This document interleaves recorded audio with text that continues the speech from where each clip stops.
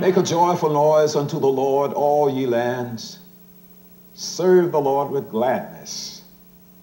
Come before his presence with singing. These words from Psalm 100 point the way for worship. But long before David, the Hebrew people had understood the worship of Yahweh to be central to their lives. Their religious rituals were encoded in the sacred text, the Torah, which is a part of our Holy Bible. But these codes are often baffling and confusing to us as we attempt to read and study the scriptures of the Old Testament. Some of the worship traditions that we read about in the Bible are no longer practiced. And yet many others are as alive today as they were thousands of years ago. Our guide to help us understand Hebrew worship is Randall M. Falk, rabbi and university professor. As we study with Rabbi Falk and discuss the text with one another, may we receive new inspiration to make a joyful noise and serve the Lord with gladness. This is the law of the burnt offering, of the meal offering, and of the sin offering, and of the guilt offering, and of the consecration offering, and of the sacrifice of peace offerings, which the Lord commanded Moses in Mount Sinai, in the day that he commanded the children of Israel to present their offerings unto the Lord in the wilderness of Sinai.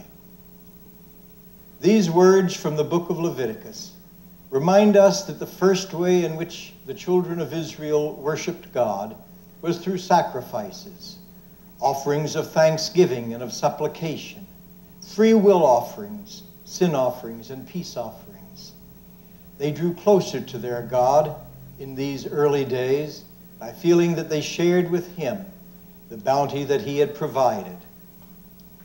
But when our people entered the promised land and there built their temple to God in Jerusalem, they began to supplement these sacrificial offerings with prayers, with psalms of praise and thanksgiving, psalms which they sang particularly when they came in journeys 3 times a year to Jerusalem to celebrate their pilgrimage festivals.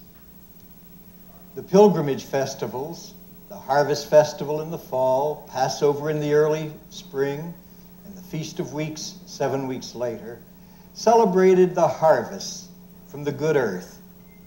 They also were an opportunity for Jews from all over Palestine to gather at the temple, there to enjoy sharing not only the worship in sacrifice, but in song and dance and prayer.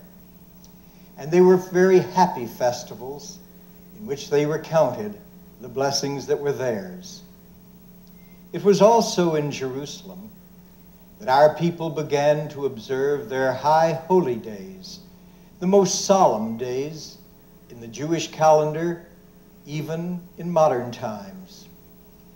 Our religious calendar as Jews begins in the fall of the year with Rosh Hashanah, the New Year.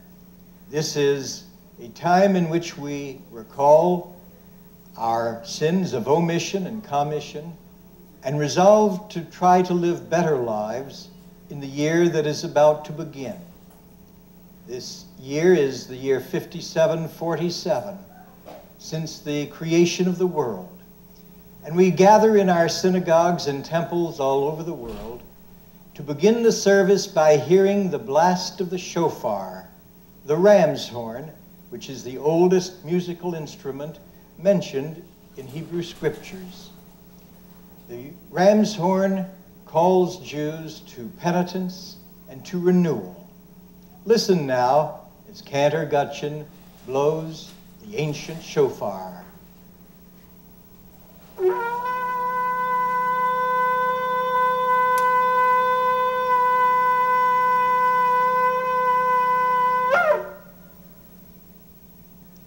The 10 days between Rosh Hashanah, the New Year, and the next major holy day, Yom Kippur, the Day of Atonement, are spent in seeking forgiveness from those whom we have wronged, so that we can come into our synagogues and temples on Yom Kippur to find an at oneness with our God. Yom Kippur is a most solemn day. It is a fast day in Jewish tradition, a time when we stay throughout the day in the synagogue, praying and singing our songs of penitence. The best known of all of the Yom Kippur songs is the Kol Nidre, which asks forgiveness from the vows that we pledged in the past year that we were not able to fulfill. It is one of the most beautiful of all Jewish melodies, one that touches the heart as we seek a renewal of our bonds of covenant with God. Cantor Gutchen now sings for us Kol Nidre.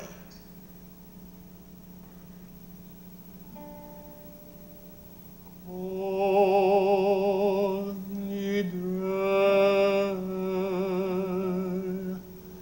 ve'esoreh ve'charoneh ve'hananeh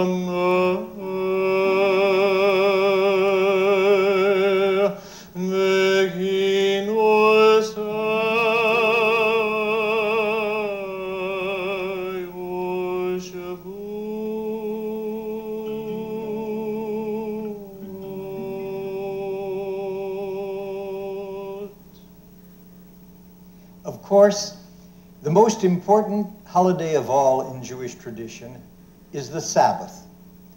The Sabbath that is commanded in the book of Genesis and again in Exodus, 6 days shalt thou labor and do all thy work, but the seventh day is the Sabbath to be hallowed unto the Lord your God.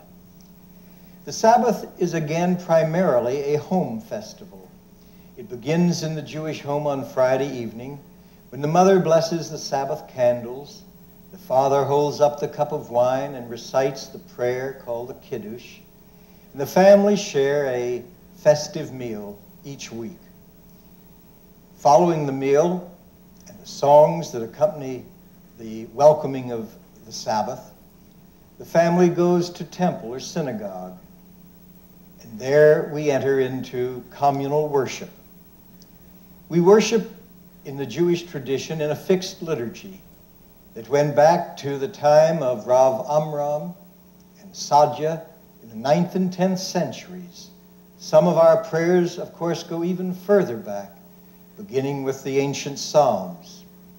But we sing and pray together on Friday evening to welcome the Sabbath, and again on Saturday morning. On Saturday morning, we, in addition, read from the Torah, just as the Torah was read by Ezra in the days of the Second Temple. Each week, our scriptural lesson from Torah is a reminder of this link with our tradition and with our covenant with God. The Sabbath is the occasion for many individual ceremonies as well. We celebrate our bar and bat mitzvahs, the confirmation of our young people at the age of 13 on Sabbath mornings, when they are called to the pulpit to read from the Torah. We celebrate Shabbat by study, by prayer, by visiting the sick, by sharing the beauty of a spiritual refurbishing that separates Sabbath from the rest of the week. Sabbath is a time, too, for individual renewal of commitment to God. But above all, it is a joyous time because Judaism emphasizes a celebration of life. And this joy is found so beautifully illustrated in one of our great Sabbath songs, the Vashamru. The people of Israel shall keep the Sabbath, observing the Sabbath in every generation as a covenant for all time. It is a sign forever between me and the people of Israel. For in 6 days the eternal God made heaven and earth, and on the seventh day he rested from his labors. Cantor Gutchen now sings these beautiful words from the book of Exodus, the Vashamru. Vishamru b'nei Yisrael et ha-Shabbat la'asot et ha-Shabbat לדורותם ברית עולם. ביני ובין בני ישראל אותי לעולם, כי 6 ימים עשה אדוני את השמיים ואת הארץ, וביום השביעי